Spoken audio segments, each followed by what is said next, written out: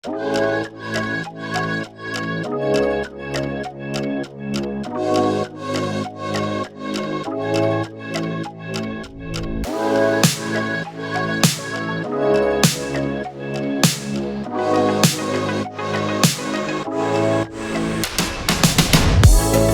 gitsen gidiver, yolun açık bulsun.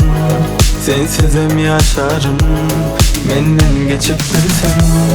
Sen gitsen gidiver, saykımı saysam. Son ben yok yüzüme, pişman edip gelsen. Sen bu boşluğunda yok bir mani. Deseydin nezin çektirmedi. Seyenim bilip koy aynamanı. Söylünsün senem biley söymeli. Sözün arkasında bildirmeli. Kalmayacak olsan bil git beni. Canıma yakma, gönlüme yakma. Yalan sözlerime beni garip etme.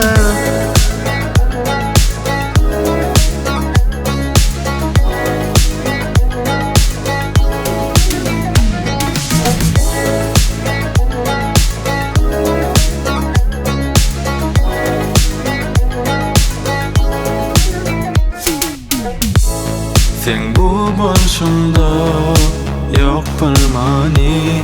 Deseydin nezin çektirmeli. Seyenim bilip koy aynamanı. Söylünsün senem biley söymeli. Sözün arkasında bildirmeli. Kalmayacak olsan bil git beni. Canıma yakma, gönlüme yakma. Yalan sözlerime beni garip etme. Sözün arkasında bildirmeli.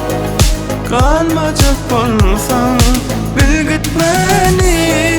Canıma yakma, gönlüme yakma. Yalan sözlerime beni garip etme.